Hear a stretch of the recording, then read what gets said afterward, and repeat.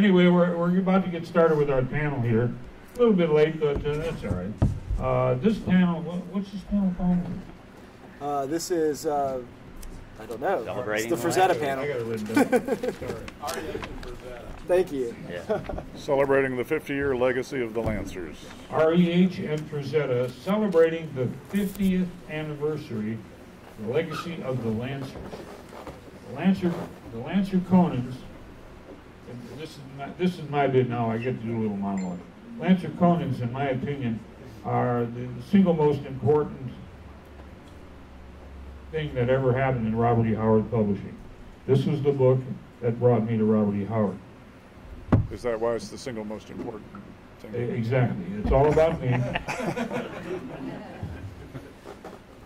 Anyway, I'm going to read from my essay that was printed in the Sumerian about 10 years ago. And this is how I found Howard, and I owe it all to the Lancer Conans. You don't remember the story well enough to do it without reading it? It sounds better when I read it.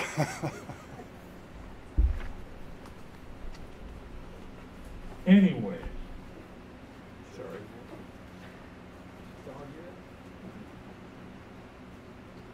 It was in 1962 when the Burroughs boom was happening, and there was a flood of paperback titles written by Edgar Rice Burroughs. And I'd always been a fan of Tarzan through the comic books and through the Grosset and Dunlap editions. There were 10 of those. And there was something about Tarzan that just took my imagination away, and I was totally ensconced in everything Tarzan. He was my hero, and I saw the books on the newspaper stands. They were decked out with incredibly cool artwork, with covers by guys named Frazetta and Krinkle. And I was bombarded with more Tarzan books that I could afford. I had to take my precious comic book money and spend 60 cents on a paperback. Well, that could have bought me five comic books, but you know, I figured it was worth it. And I enjoyed Tarzan very much, but eventually, and I don't remember the exact day, but it was in 1966 that I first encountered Robert E. Howard. I was doing my usual perusal of the paperback shelves at the Wilco food store, looking for another Burroughs volume, when I spied a Tarzan-like figure on the cover of a new book. Conan the Adventurer was the title.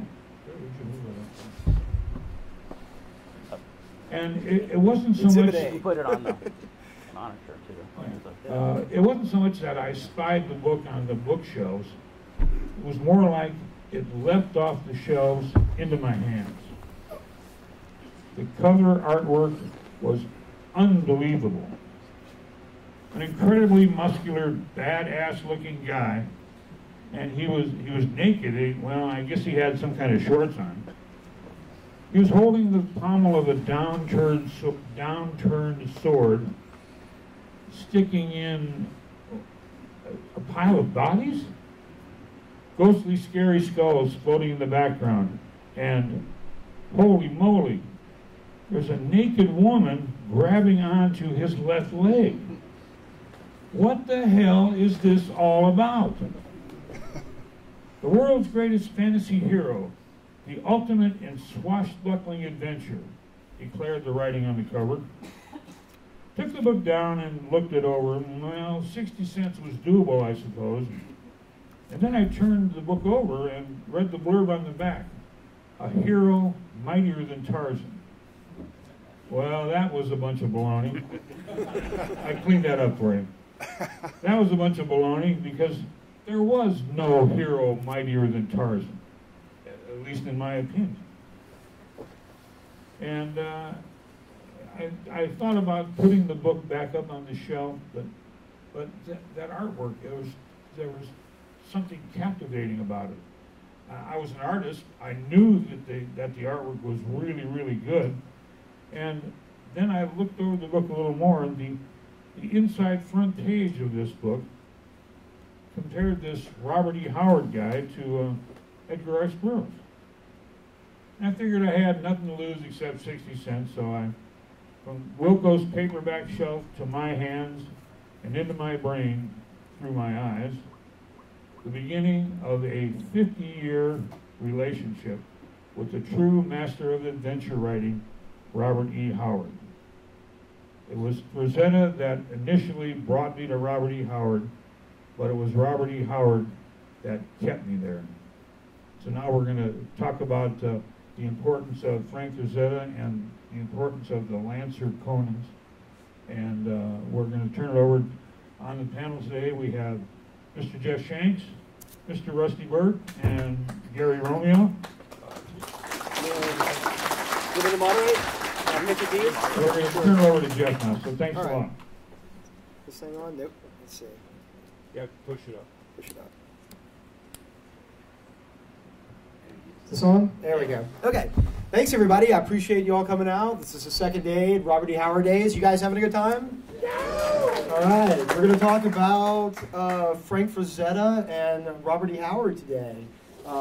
This year, 2016, is the 50th anniversary of the Lancer paperback. As we all know, it was released in November or December of 1966, right at the end of the year, and it was a special event, not just for Robert E. Howard and Conan Publishing, but it was a special event for fantasy publishing in general.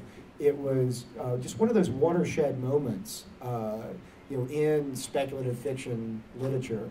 And, Howard had been published sporadically, since the Weird Tales days. And Frazetta, of course, was starting to get a following. He had done the, comics work for many years, in particular his EC stuff was pretty well known, and then it started, did a few some comic strip work. But it was really his Burroughs paperbacks in the early 60s that first really got Frazetta noticed, outside of comic book circles.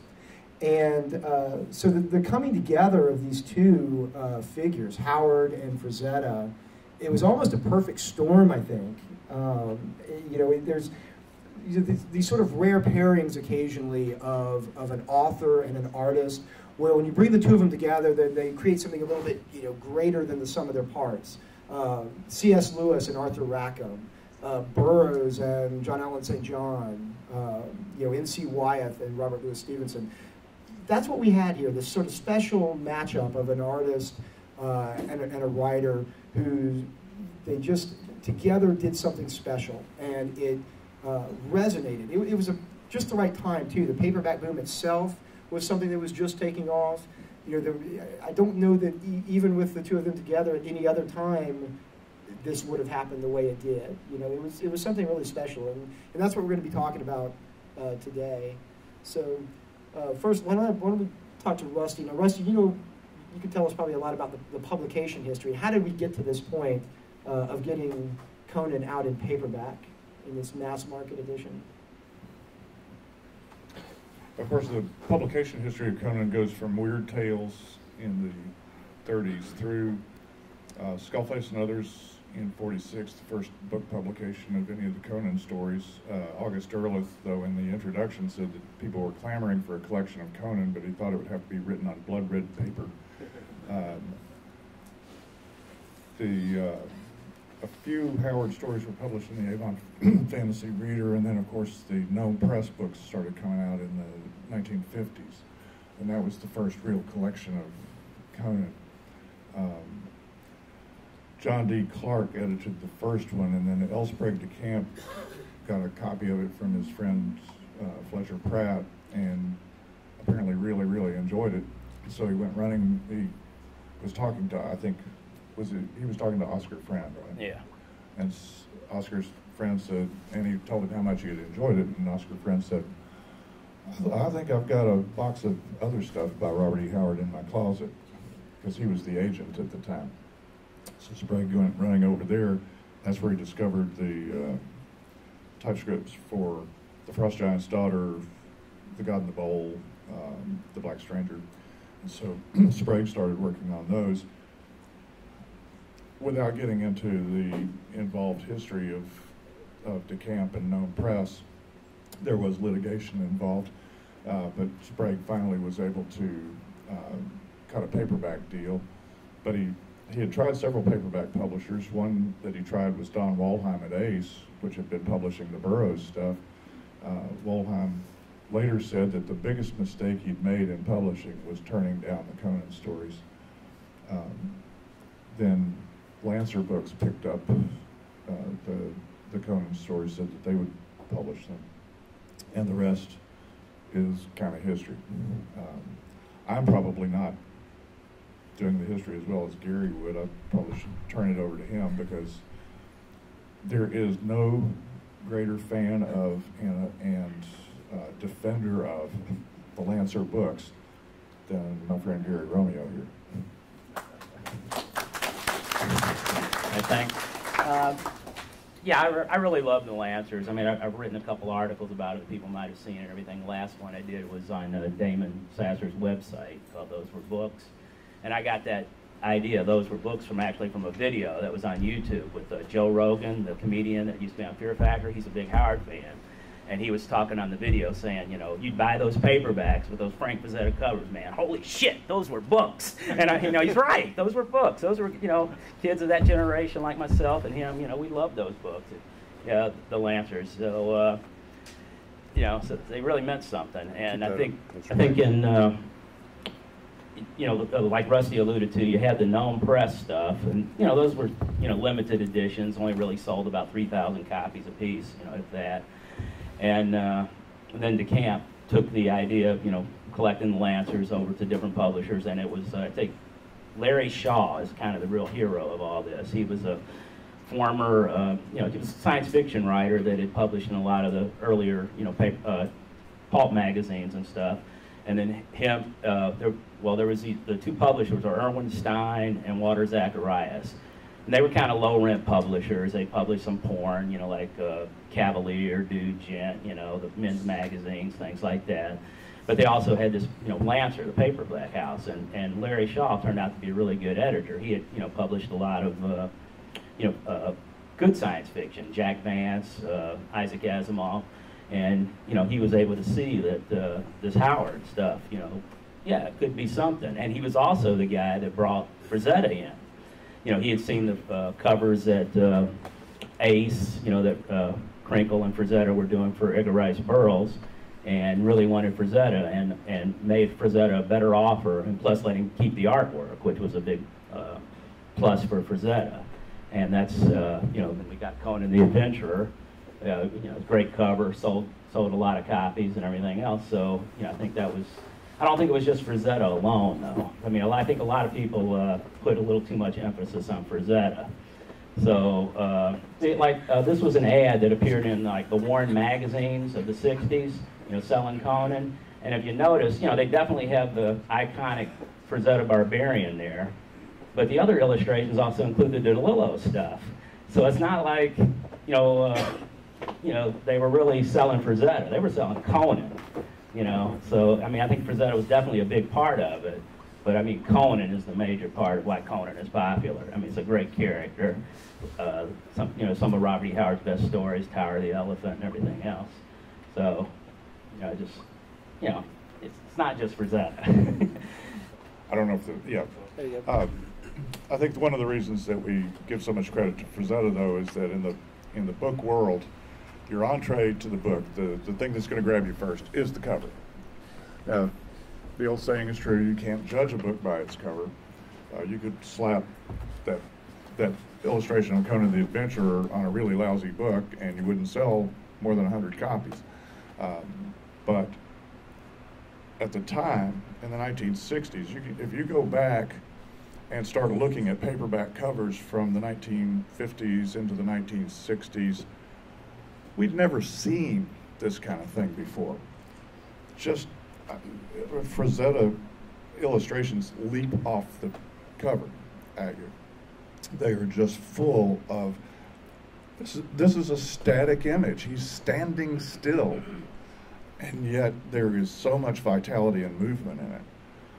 So I think that's why we tend to give so much credit to Frazetta, is he drew people in. He drew people like Indy to pick that book up and give it a chance. And once they did, of course, Conan grabbed him, and the rest is history. To kind of follow up on that, talking about his art, where even in a static pose like this, you can almost see that sort of fierceness there that's ready to leap out, and he's just ready to, and that captures some of the, Howard would often talk about, Conan, there was sort of that sense that at any second he could, like a steel spring ready to snap, and you get that fierceness, that primal energy in Frazetta's art, and there was just nothing like it up until that point, and he became so influential. We were supposed to have Val Merrick here as part of the panel, and unfortunately he wasn't able to make it, but that next generation of artists working in the early 70s and doing this work, this was what they were looking at. I mean, this was a game changer for fantastic art. Like you said, the other paperbacks, he did do covers after this for other paperbacks that didn't do as well. John Jakes and, some of these that, it took him being paired with someone like Howard, I think, to get it out there and spread it, I mean, how many, Gary, how many copies did the Lancers sell? Oh, I don't know, millions. Millions. Yeah, I mean, millions. It's solidly in the seven figures, Yeah. Nothing, very few things were selling like that, especially fantasy fiction, which, it was kind of a new thing. You'd had a couple of things, the Tolkien, unauthorized Tolkien paperbacks, and then the authorized ones, and the Burroughs paperbacks, and then this hit just right at the right time, and created an explosion. It's pretty amazing. Yeah, just there's an ad, the Captain Company. No, it's a Super Graphics ad. Did you put that up? When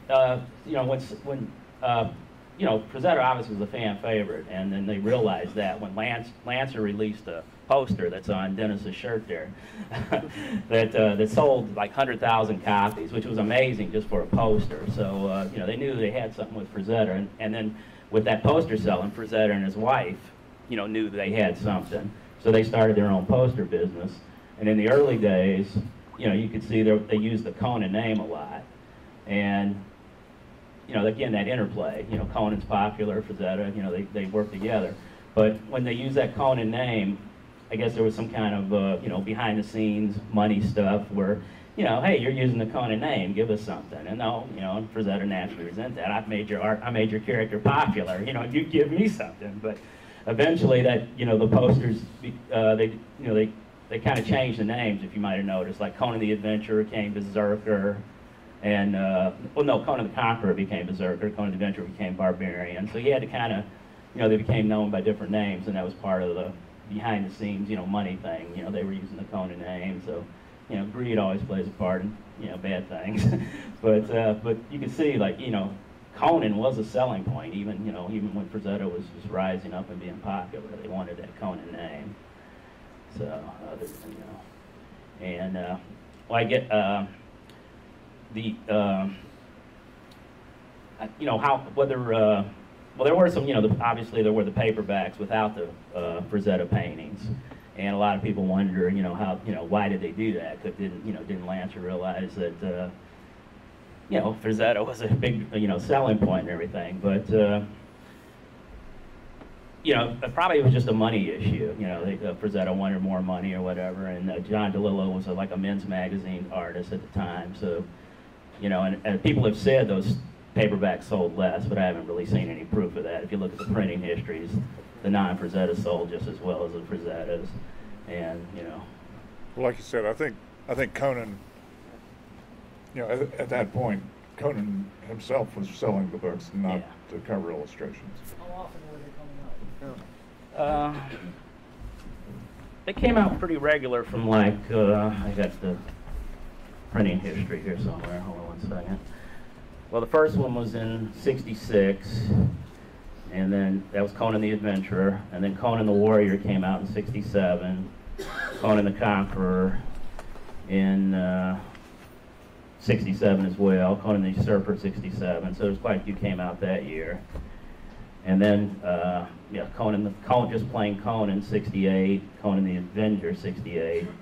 And then I guess that's when they decided they could go with the, well, they had 5 books come out that year, so maybe that was just too much to pay Frazetta, and that's when the 3 DeLillos came out, Conan the Freebooter, Conan the Wanderer, and Conan the Owls.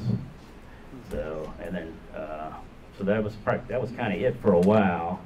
Oh no, then in '69 there was Conan Samaria with the great Frazetta Snow Giant cover. It just, you know, it's a great return to form. Glad he was back. I'm sure everybody was glad Frazetta was back. And then there was a big delay until '71 when Conan the Buccaneer came out. And then of course Lancer had the bankruptcy where they ended up, you know, selling it to a card playing company, Playmore or something, and then Ace purchased the lease from that to be able to reprint the books. Let me jump in real quick. One thing, we're going to attempt to get a Skype connection going on. We're going to try and have a special guest here joining the panel remotely. This is probably a first for Howard Days, I would imagine. Jonas, if you want to try and get that Skype call going. Maybe you better go help. Yeah, I'm going to go. Let me go over there. We're going to see if we can get this going while these guys talk some more. Questions while he's trying? Do you have more saved, Gary? Oh, no, not really. I'll wait for the Frazetta. I wasn't expecting to talk much on this panel because Gary, like I say, is a huge Lancer guy, and usually if I'm anywhere in the vicinity of Jeff, I don't have to say a word. So I was just here for gravitas, but yes. The Lancer books were the Gnome books, or the Gnome stuff, not really reprinted, because he put the collections in different, slightly different order. But it was essentially the camp's idea was to arrange the stories in chronological order based on Conan's career. And of course, in the 30s, John Clark and Schuyler Miller had published a probable outline of Conan's career in a fanzine. They had sent a letter to Howard original, and that's a pretty famous letter where he says, yeah, you've got it pretty much right, but, and gives them a couple of exceptions to what their probable outline had said.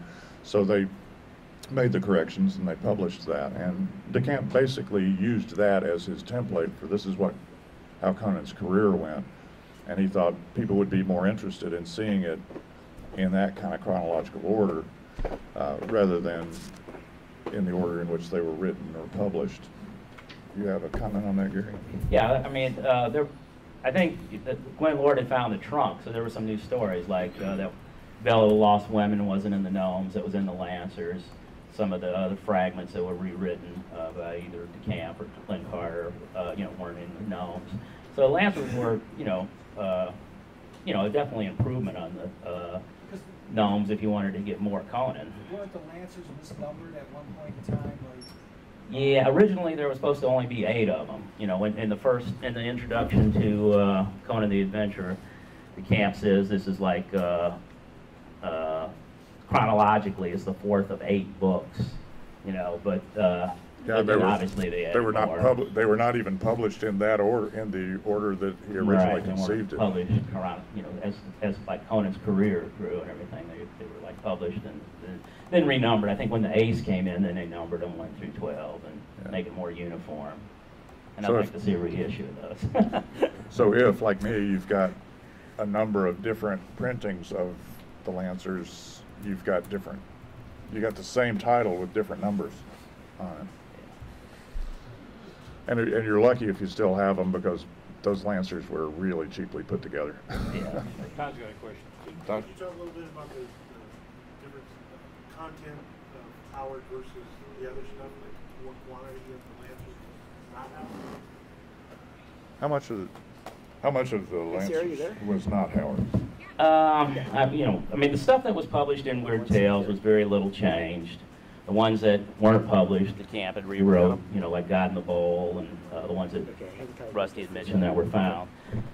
I mean, I don't know if there's a percentage, like, half of it was Howard and half of it was DeCamp or Carter or whatever. I didn't really.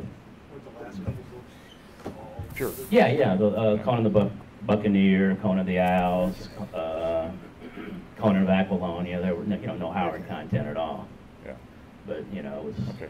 Okay, he's got so we got the call here. Use this. Let me Use use that this one one. better. Yeah. Okay, Sarah, can you hear me? I can hear you. Can you hear me? Not very well. Hang on a second. Let me see. I'm going to try and hold the mic up.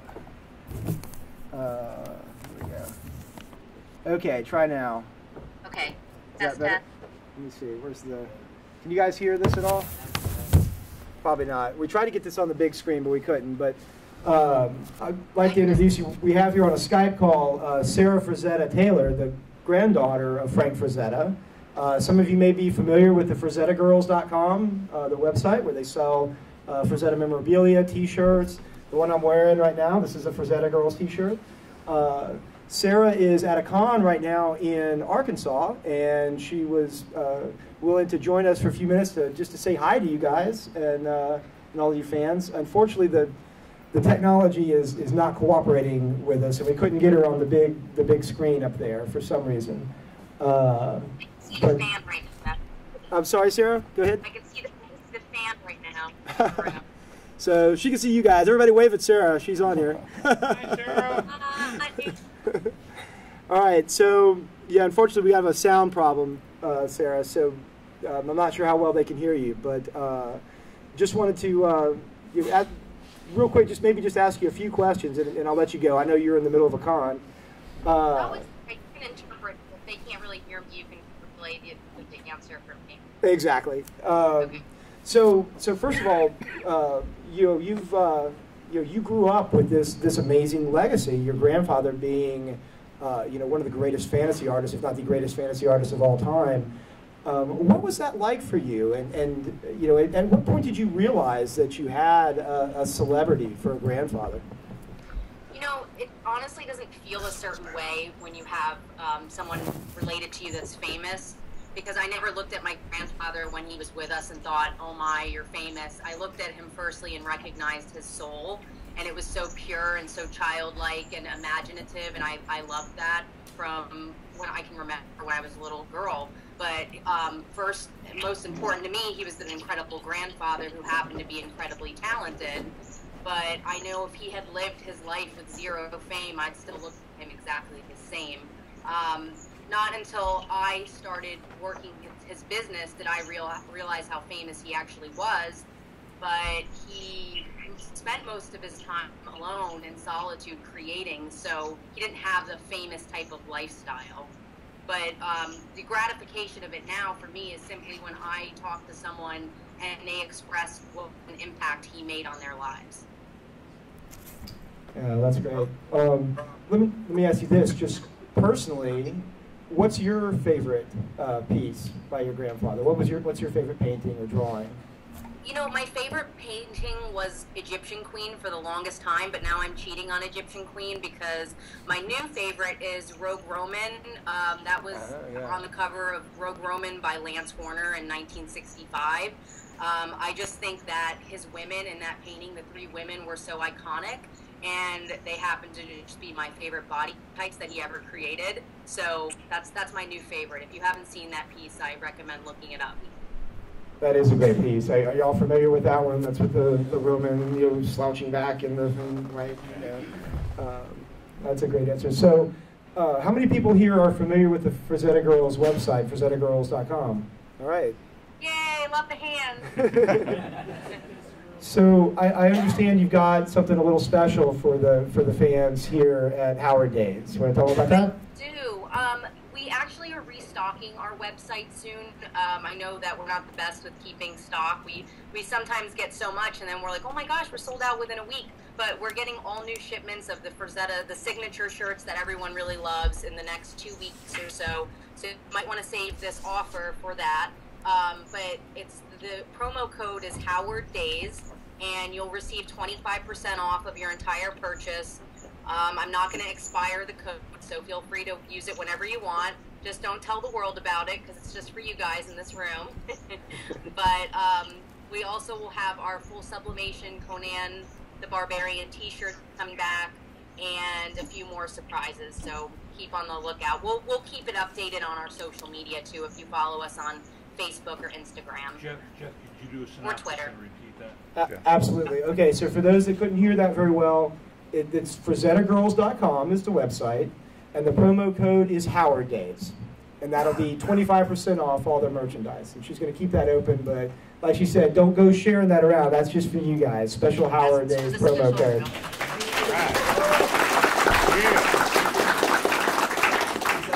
So much for having me for a couple minutes. All one word, 2 Ds. Hey, Sarah, real quick, that's Howard Days, all one word, 2 Ds, right? Yes. Yes. Okay, cool. Hey, real quick before you go, let me see if we have 1 or 2 questions for you. Is that cool? Yeah, of course. Okay. Questions for Sarah? Come on now. Jeff, you Right have there. questions, right? Right there, right here in front. Ed. More questions. Once you discovered how popular his work was there any kind of difficulty for doing the artwork for shirts and art prints for the stuff that was done for book covers? Say that one more time. Was there any Was there any issues difficulty with the publishers for the art that was done for book covers for you to do the shirts and the art prints? Sarah, I don't know if you caught that. The question was when you're doing merchandise like T-shirts and prints and things like that were published, as book covers and things like that. Were there any difficulties getting the rights to do that from the publishers that published his work? And obviously that probably depended on the contract and all of that, right? I think we're pretty safe for the most part as long as we're careful with some of the names. We don't want to do any copyright infringement, but for the most part, everyone, the publishers included, have been very gracious about giving us copyright. I think because most of them had the utmost respect for my grandfather. So we really haven't been approached with doing anything. There are certain paintings that we don't really want to put on T-shirts just because we're not sure. But so far, we've been good. So far, so good. Great. Okay, I got another question. Sarah, did you ever actually see your grandfather paint and draw? The question was, did you ever actually see your grandfather paint and draw? I did. I saw he was painting and drawing on his last day of life. That's all he did. He played with cameras, listened to classical music. He would draw. He would paint. He would ruin a lot of paintings. I know that's mean to say, but in his later years, he couldn't use obviously his right hand, but he had that love to just keep creating. So he'd go over his masterpieces, and we'd have to take them away from him. So I grew up next to him in my crib, and so from day one, I was always next to him, watching him paint. He was not very good at explaining technique or explaining why he was doing what he was doing. So we didn't really ask questions, we just observed. Had a quick Bill back there. Where can we see originals? The question is, where can his originals be seen? There are several locations now, right, Sarah? Yes, all of the original art when my grandparents passed away was split up by the 4 siblings. There were legal battles, I'm sure you heard. A few of the siblings were trying to get 100% ownership, which is not fair. So it was split up, rightfully so. And there's now 25% in Robert Rodriguez's castle, which he puts on display during South by Southwest and Austin City Limits. And Robert Rodriguez is actually in Austin, Texas. So you're in Texas now, right, Jeffrey? That's right. We're Cross Plains. So, about 3 hours away from Austin, I think? Robert will be doing a couple displays this year. And he's also purchased his, so 25% of the art is with him because it's my mom's collection. And he insures the art, he shows the art, and his house is fireproof, and it's a very safe place for it. He actually has purchased a lot of art from the other siblings, so he's probably got about 40% of the art in his house, in his collection. I will, again, keep you updated on when the next showings will be. We're pushing for another one in the fall, but so far we haven't had really good showings. People haven't really been coming out for them as much as we expect. So if you guys would all spread the word and tell everyone that the art will be being showed in Austin, Texas, it would be very, very helpful. There's 25% of the art also in Pennsylvania in one of the original museums.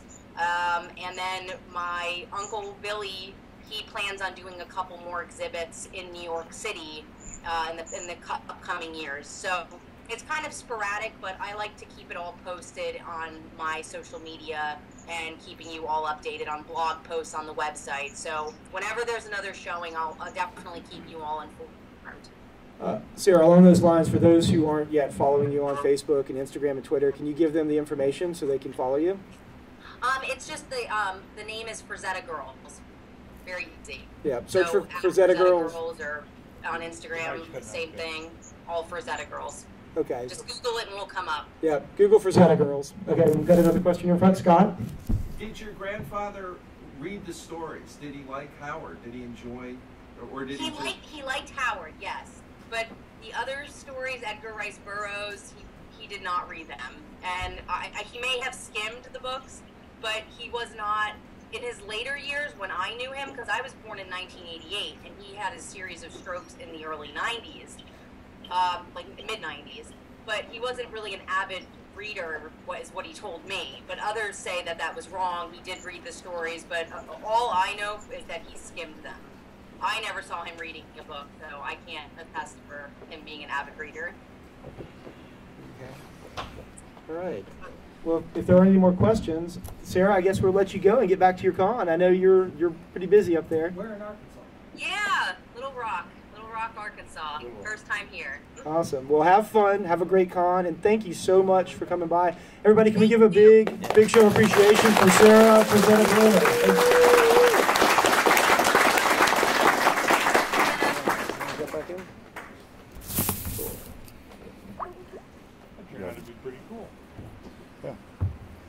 Sorry we couldn't get the technology working up there, but This was still a Howard Days first, though, for sure. Yeah. And that exclusive Howard Days discount code for you shows you why you need to come to Cross Plains. Thank you. Not any questions or from the audience or anything? Any of you? Go ahead, Ed. So before the Conan Lancers, did King Cole come before the Conan Lancers? No. No. No. And what about the Bron MacMorn, the Del Bron MacMorn? So they all came. Delbran McMorrin is in that same, wasn't that 69? Yeah, it was around the same time frame, obviously. Cole was but, 68 or 67 maybe. It was pretty close. Yeah, they were pretty close was on close each in other. there. But Why was there no consideration for Krinkle? Because Krinkle was doing Burroughs also. Well, Larry Shaw is dead, so we can't ask him. yeah. Well, I guess he might have just had a preference for Frazetta or whatever, but obviously it worked. Well, Krinkle did do the Cole cover. Is that what you were? Yeah, that's right. Referring to? Right. Yeah. Back in back. The Lancers were selling millions. The question was, if they were selling millions, how did they end up going bankrupt? Who knows? General Motors was good for General American. They went bankrupt. Things happen. Just because you're good in the past doesn't mean it's going to last forever. I don't really know why they went bankrupt, but the Lancers were an incredible success. And when Walter Zacharias, when he was co-publisher of Lancer, he went to he created Kensington and Zebra Books. And put up the Zebra Books ad that they're I think that's it. Well, there was he knew Conan sold and Robert E. Howard sold. So when Walter Zacharias had Zebra Books, that ad appeared in a few places. Conan fans. Robert E. Howard is alive and well at Zebra Books. The creator of Conan. So Howard was selling.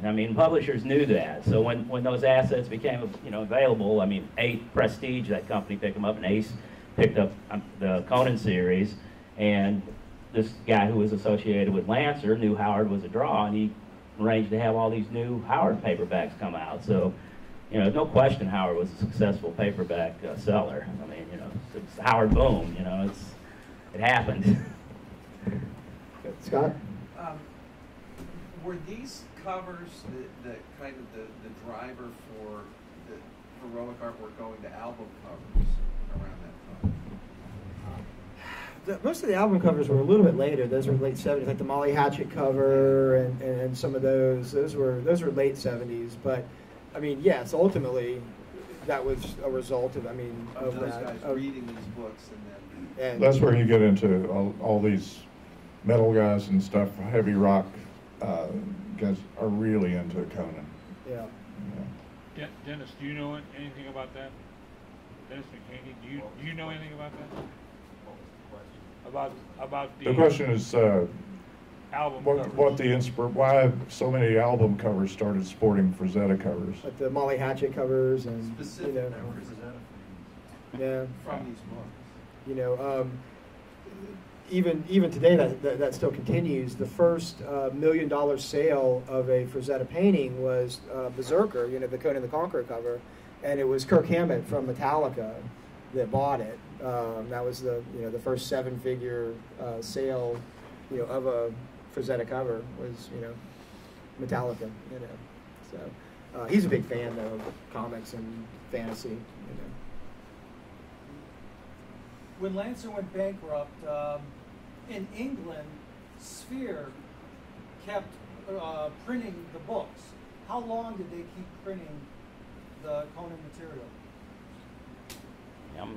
I don't really know. I know there was a big thing with one of the Spear books actually had the Conan of Aquilonia cover that Frazetta did that was stolen from Lancer's offices during the bankruptcy, and one of the Spear paperbacks actually sported that cover. It's kind of like a shock-haired gray Conan. It's not the greatest painting, but it's interesting to see if people are familiar with it. Still missing. Still missing to this day. Yeah. So Spear, I mean, I think they kept on into the maybe 80s. maybe Danny would know if he's in the audience about the Spear and British, because I don't, you know. Is Danny here? No, Terry Allen. Terry Allen, that's what I meant. I meant Terry. Yeah, well, I started reading comics in the late 70s. And then the Spear scene, then I started looking for the stories. The Spears were then and then. So early 75, 70s. Did they continue on into like the 80s? I can't remember this. I think they may have. I know they came out on a fairly regular basis, and I think there was quite a batch that came out pretty well nearly at the same time, within a year or two. So, as someone who's, you know, sort of the next generation down, for me, I was too young to read the Lancers. So for me, it was the Ace versions, the 12-volume set that came out in the late 70s, early 80s. That you know, and of course, it had the same effect. Like many of you, I was reading Tarzan and John Carter first, and then I saw, you know, Conan. I was familiar with the Conan comics, but you know, again, it was those that grabbed my attention. You know, much the same way I guess it did with the, you know, people 10 years before. But same books, better glued. Better glued, exactly. You know, of course, they filled in with a few Boris Vallejo covers, and Boris, a great example of one of these guys that came after Frazetta. You know, that was, you know, somewhat mimiking the style and, you know, and trying to do that. Certainly influenced by us. Certainly influenced by him. Yeah, but what was the, and Gary, maybe you know this, what, you know, how did that happen? Lancer went into bankruptcy. How did Ace get a hold of it? And, Well, I don't, you know, Lancer went into bankruptcy, so they had these assets. One of the assets was the Conan series. And it was a card company, you know, probably mob money, you know, gambling, you know, but they purchased the asset and then, you know, kind of like franchised it to Ace. And then somehow eventually Ace got the whole rights to it, but that's what happened. And, you know, Lancer went bankrupt, that was an asset, you know, the court, you know, then Ace picked it up. And there was actually some, I don't know all the mechanism behind, but, you know, obviously the Howard heirs and DeCamp were upset at that because they wanted the rights to revert to them, but, you know, even during the bankruptcy, it actually reverted to, well, Lancer had them and then sold it to Playmore. So there's, you know, complicated stuff behind that. But What were the years on that? The bankruptcy, and then when did Ace start putting them out? I don't remember. well, 72, 73, somewhere around there. Yeah. And then the Spears started coming in because there was still a demand for Conan because Marvel was big, and, you know, the books weren't available. So that's when you started seeing the Spears coming to America, which is kind of odd. You don't normally see British paperbacks, you know, showing up here. And then, you know, the Ace came. So yeah. Is the Berkeley's Like 70, Yeah, I think the bankruptcy was around 73, 74, and it took a while for everything to get solved, and they started reappearing around 74, 75. Berkeley's were 77. To put it in context, yeah. One of the differences with the Ace series, the 12-volume series, is that the stories were then rearranged in DeCamp's version of the internal chronology. And what was? Do you know much about the thinking behind that? Rusty, you might want to talk about that, because the original Lancers, they weren't in, quote, chronological order. Oh, they were. Yeah, they were in the they were published out of chronological order, but they were meant to be, the stories internally were all in some sort of internally in each chronological book, order. but the books themselves weren't. Right. I think I'd heard somewhere that he was still fighting with Greenberg, because Greenberg wanted to control. Had the Gnomes, was the publisher of the Gnomes, but he didn't pay people. Right.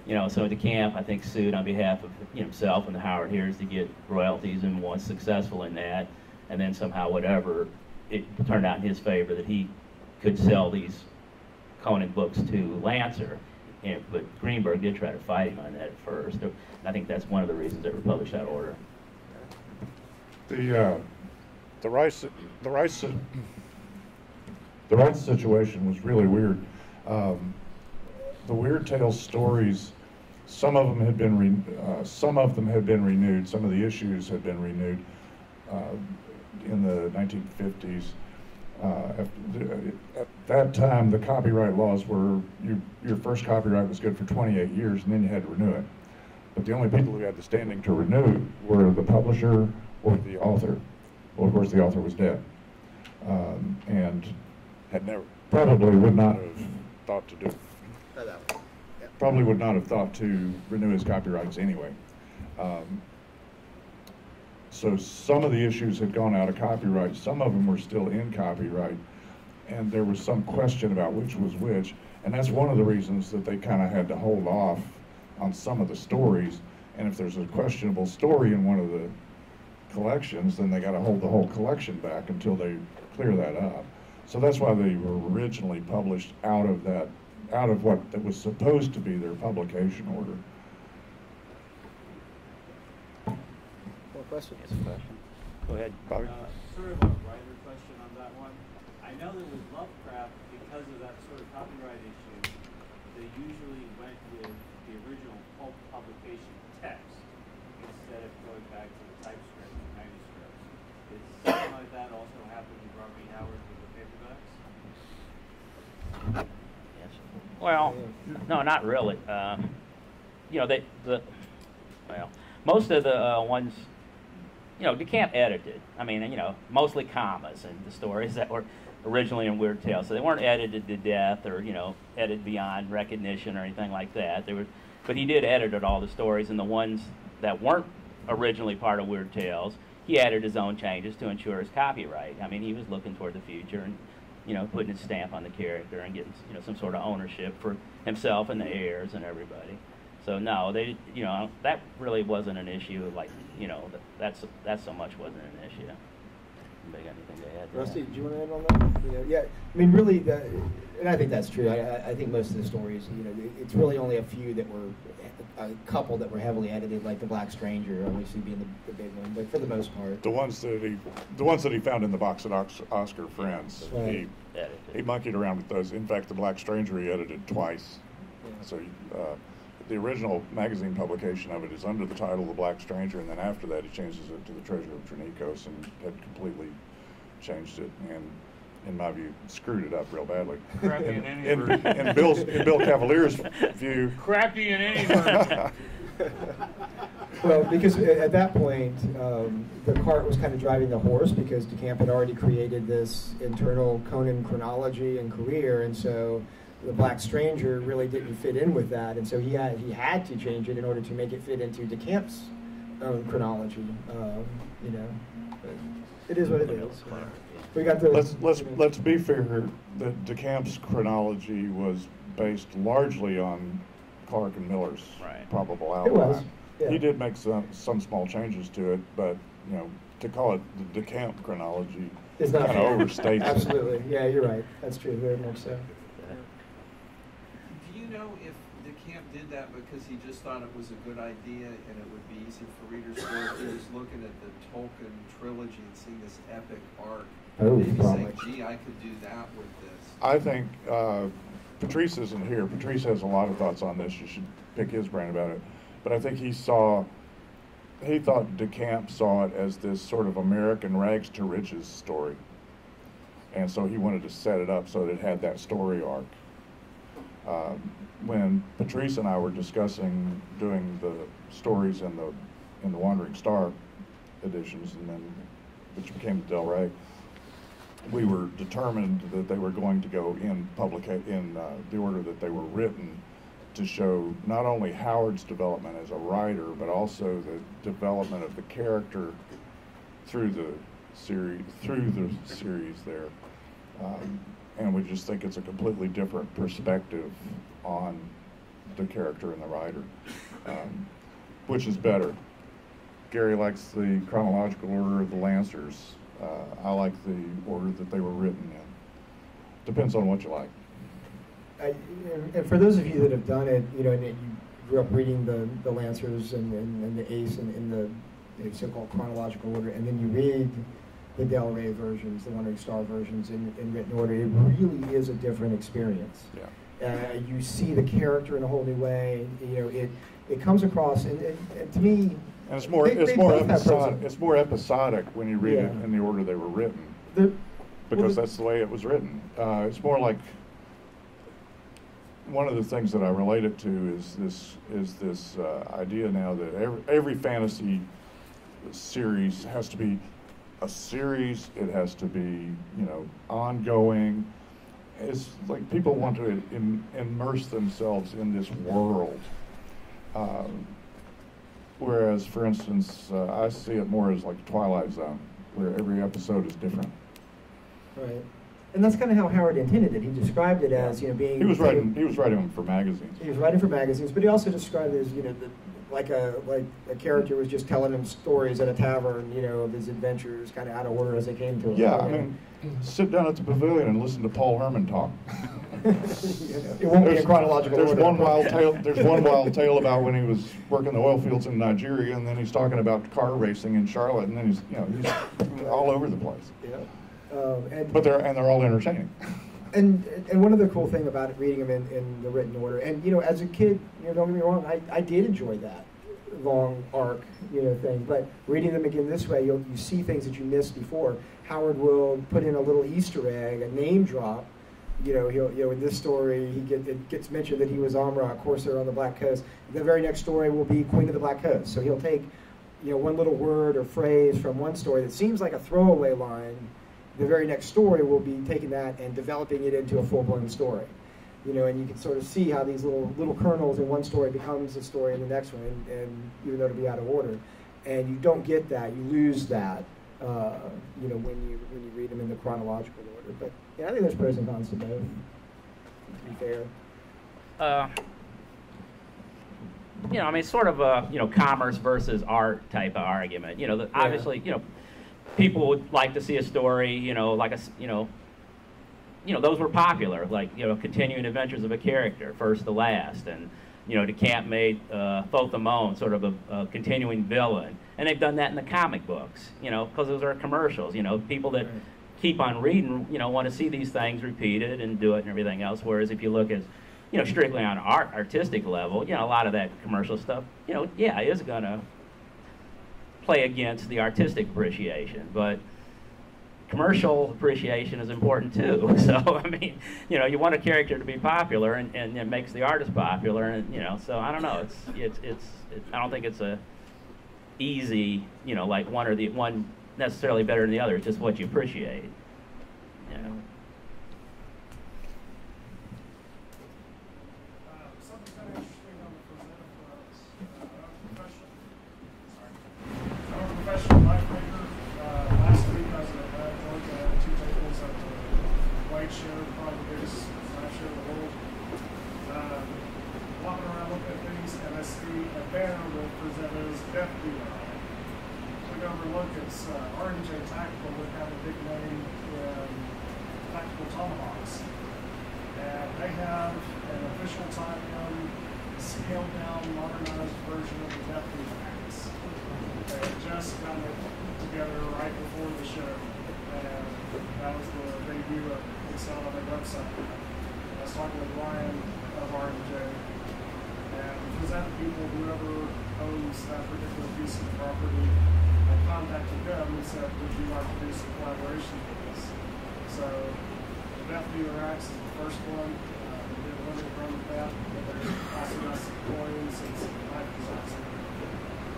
So we'll almost see the scale now of Death Dealer, so I have a picture of the Cool. All right. Do you have any more questions? We're getting close to the end here, I think. I got a question for Dennis McHaney. Put you on the spot. All right, what did we miss? What didn't we talk about that we should have? Frazetta got into paperbacks thanks to Roy Krinkle. Yeah. He was contracted to do the Burroughs covers, and he couldn't keep up with the workload. And Frazetta was washed up, fired from Little Abner. Right. So Krinkle's responsible for him getting into the paperback cover business. Yeah. And from what I understand, it was really Krinkle that was more the Howard fan, too. Repeat what he said. Yeah, let me, just to repeat that for those that didn't hear, what Dennis was saying, important point, you know, it was Roy Krinkle that really got Frazetta into paperbacks. Krinkle had been doing the Burroughs covers, couldn't keep up with it. At that point, Frazetta had been doing some comic strip work. He'd been ghosting for Al Cap on Little Abner, and that didn't pan out. He got fired. Things didn't work out there. And so it was really Krinkle that got Frazetta the gig doing the Burroughs paperback covers. And things really took off from there. Any more questions? We can wrap it up. All right. If not, I think we're good. I think it's time to head back to the pavilion for lunch. Thank you all so much. One more. I have a couple of things before we go.